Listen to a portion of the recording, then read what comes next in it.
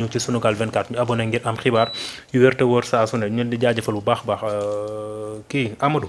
dañuy ñëw ci mbirum ki nga xam ne moo di Madiambal Diagne yëg nga ni jamono ji moom xamle na ni dafa daal di dem foofu la ci réewum France ci li mu xamle ngir préparer li nga xam ne moo di défense am ci mbirum 21 milliards yi nga xam ne tudd nañ ko ci CENTIF daal di koy épinglé ñu waroon koo xaar foofu la ca division des investigations criminelles ñu xëy Madiambal Diagne ni mër réer boobee ba tey gisuñu ko démb nag ministre de l'intérieur daal di ci jël ab ndogal bu am solo lu ci mel ni sanctionné ñi nga xam ne ñoo di njiital DIC ak ñi nekkee foofu la ci aéroport international Blaise Diagne mais également daal di demander benn mandat d'arrêt international ngir ñu daal di jëli ki nga xam ni moo di Madiambal Diagne ginnaaw bi nga xamee ni def na ay mbiram ay luqu njuuram ba daal di génn fi nga xam ni moo di réewum Sénégal tey d'une manière générale balaa ñu ñëw ci communiqué bi ban jàngat nga am ci mbirum Madiambal Diagne ak ndogal bi nga xam ni ministre de l'intérieur jël na ko boo paree ñu lire li nga xam ne moo di communiqué bi. waaw mais bon man day vraiment. oui l'affaire Madiambal moom. naan yéen néeg la ba borom ma cay fanaan. déjà parce que Madiambal moom du ma wax sax une appréciation de. nga xam ne dafa acte bu mën na ko qualifier même de lâcheté. oui vraiment. avant may dugg ci. parce que ñi aussi foog ñu xam Madiambal dossier am c'est illustratif dafay illustrer yu bare te Sénégalais yi dañ ci war a jàngat. xam actuellement quels sont les hommes yi nga xam ne wala du ma wax sax personnalité qui sont là nekk ci plateau yi di dénigrer ce nouveau régime. est-ce que amul woon loo xam ne dañ ko def bañ nguur gi agsi si wala. loolu Sénégal dañ ci war a jàngat. comprendre effectivement. ndeke Madiambal tiitam yu bëri yi invective yu bëri yi balivernes yi mu doon wax lépp dafa am lu mu doon nëbb. parce que un dossier pratiquement un marché de 400 et quelques milliards nga ne yaay apporteur d'affaires bi ñu confier ko à une structure française tuddee ko Ellipse. ñu ne dañ la sous-traité entre guillemets sous-traité 21 milliards. ci matière architecture te yow doo architecte. ñu mën ko qualifier de rétrocession yi ñu la jox. rétrocommission yi ñu la mën a jox. ndekete xaalis bu bari booboo tax Madiambal xam na fan la régime bi jëm moo tax mu doon génn di saaga di invectiver dugg ci dossier Casamance dugg donc c'est illustratif. Sénégalais yi dañ ci war a jàngat comprendre xam ne. ñi nekk tey di wax ñu ci bëri est-ce que newuñu dans la même situation que Madiambal. nekkoon dans les malversations financières. am ay dossiers. bañ nguur gi àgg ci dossier yooyu moo tax ñu jóg di wax ñoom ñépp nag. te rapport bi leen épinglé gis nga organe bi ko def. il faut que nit ñi xam CENTIF mooy lan. ñu bañ ko corroborer wala ñu bañ ko qualifier maanaam d'acharnement wala quelque chose comme ça parce que CENTIF il faut que ñu xam que la mise en place de CENTIF est une loi communautaire. te une loi communautaire a une dimension supranationale. maanaam moo ëpp dayoo que nos lois internes. Effectivement. parce que boo jëlee instance internationale il y a ce qu'on appelle le GAFI groupe financier international mooy gérer tout ce qui est lutte contre le blanchiment de capitaux ak la lutte contre le terrorisme. internationalement on l'appelle le GAFI. mu am espace communautaire bu ñuy ooy le GIABA. GIABA nga ñëw nag ci instance nationale ñu ooy ce qu'on appelle le CENTIF. te c'est une loi de 2004 Mass wax na ko sànq. la loi 2004-09 du 6 février 2004.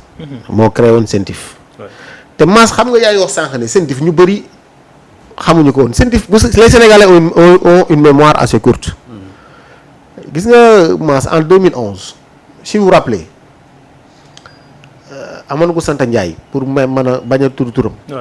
waxoon na ne bu ñu perte nguur gi ñun ñëpp dañuy dem prison. tu te rappelles. il faisait allusion ci CENTIF. parce que te bi mu defee loolu Abdoulaye Wade je me rappelle maître Abdoulaye Wade yàlla na ko fi yàlla saxal. amiin dafa initié woon une loi. benn projet de loi bëggoon modifier l'article 29 de la loi portant sur le CENTIF. l'article 29 dafa doon wax la suite à donner par rapport aux déclarations de soupçon. pour que procureur maintenant mën a apprécier rapport yi ñu ko jox. ba mën a wax na lañ koy def daf ko bëggoon parce que gis nga CENTIF bu defee enquête am ba pare da koy jébbal le procureur. l'article 29 loolu la doon wax. procureur nag dafa amuloon sax droit apprécier il transmettait systématiquement au juge d'instruction. amul droit apprécier. effectivement donc bu ñu nee procureur xam nga procureur moom moo bogg exécutif. kon bu fekkee ne procureur dafa apprécier rek te procureur ministre de la justice moom mooy chef am. premier ministre nekk chef am mu dem président de la République dañ naan kon peut-être régime bi ñoo bëgg a acharné wu ci diw. boo taxoon ñu ne procureur bu mu apprécier na transmettre systématiquement au juge d'instruction. Abdoulaye Wade bëggoon changer l'article 29 là mu defoon fi un tollé. à l'époque je me rappelle Maître Babou yàlla na ko yàlla yërëm xare ko àjjana. Maître Babou moo newoon président de la commission des lois nekkoon ci bokkoon ci mouvement si mouvance présidentielle bi. gis nga bi ñu koy dilee loi bi. dafa wax ne du ko voter dafa bañ. pour vous dire que ne. dayoo bi CENTIF am. ci lutter contre le blanchiment ak lutter contre l'impunité. maanaam bañ a làq kenn. ba pare impartial. Maître Babou boobu à l'époque dafa ak yeneen député yu bokkoon ci mouvement présidentiel. lu ci bokkoon. dañ na ñoom les députés ne seront pas là pour blanchir ay blanchisseurs wala blanchir des délinquants financiers. loi boobu jàll. je me rappelle à l'époque Ngouda Fall Kane moo nekkoon président CENTIF. mais dafa doon dem FMI Banque mondiale lépp pour dénigrer Abdoulaye Wade li mu bëggoon def ba après sax Abdoulaye Wade bëggoon na changer loi bi indi fa un juge pour mën ko soteel li yëpp su ma koy wax pour ñu xam exactement CENTIF nekk lu fi kenn te déclaration de soupçon gis nga en 2011 dañu élargiroon ce qu'on appelle le champ des assujettis c'est-à-dire que ñi nga xam ne ñoo am capacité pour def déclaration de soupçon def ci les notaires yi ñu ngi ci woon experts comptables yi banquier yi donc même déclaration de soupçon bi nga xamante ne moo jàpp Madiambal wala jàpp Farba Ngom mën na bañ a nekk sax koo xam ne dafay politique. effectivement c'est ça. te si dossier bi si dossier mise en accusation bi du sax fee dañ koy génne pour vous dire que nit ñi comprendre ne du affaire acharnement affaire bonne marche la boo xamante ne tey mooy permettre ñu xeex tout ce qui est blanchiment donc loolu bu amee ñu ne Madiambal am na une déclaration bu ko topp ko ba CENTIF def rapport am génnee ko ñu ne dañ koy topp pour lii ba pare mu am opposition boo xam ne dañ ko def pour mu bañ a génn réew mi Madiambal jàmb na ba génn réew mi donc loolu lâcheté laa koy tudd te en ce moment là ñu jàpp sa jabar jàpp sa doom te ñooñu sax nañu xam leen bi ñu leen jàpp ñu leen de manière fortuite parce que dañu bëgg a jot jàmbal moo tax jàpp leen déedéet dañu nekk dans la gestion de cette structure là nga xam ne dañu bénéficier wu ci fonds yooyu loolu aussi c'est quelque chose qu'il faut éclairer mais malgré tout ça bu ñu jàppee sa jabar jàpp sa doom mais le minimum d'humanisme ou d'humanité bi nga war a am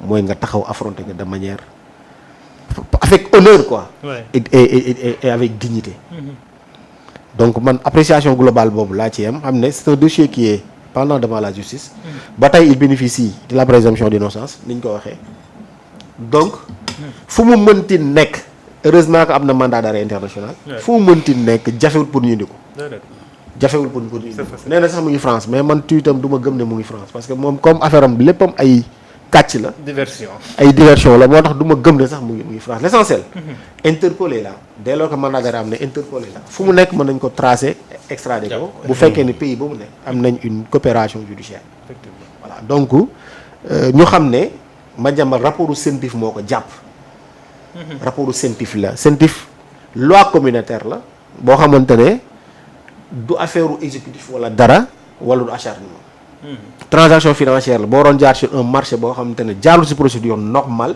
ñu confié à une structure étrangère moom mu ne woon mooy apporteur d'affaires bi ñu gis 21 milliards yoo xam ne du architecte ñu ne dafa am marché voilà facilitateur loolu la ñuy toppee Madiambal te mu war ko leeral beneen bi mooy doomu Madiambal xamuñu ko te pourtant réussir nañ jàpp ko génnu réew mi Madiambal bi ñëpp xam mu comment il est parvenu à sortir du territoire loolu aussi problématique la bu ñu war a résoudre moo tax c'est là où je vais saluer l'acte de procédure bi nga xam ne moom la le ministère de l'intérieur posé mooy au moins devant ku nekk responsable mu mettre devant ses responsabilités démettre le de vos fonctions en attendant que lii ñu mën ko éclairer parce que rëcc yaa ngi bare rëcc yaa ngi bare daw yaa ngi bare à la limite dafay même sax ay perception de complicité ak sabotage bi gars yi wax te loolu il est temps que ñu arrêté ko jël si les mesures qui s'y est exactement jërëjëf Mass mbirum Madiambal ak ndogal bi nga xam ni Maître Bamba Cissé jël na ko di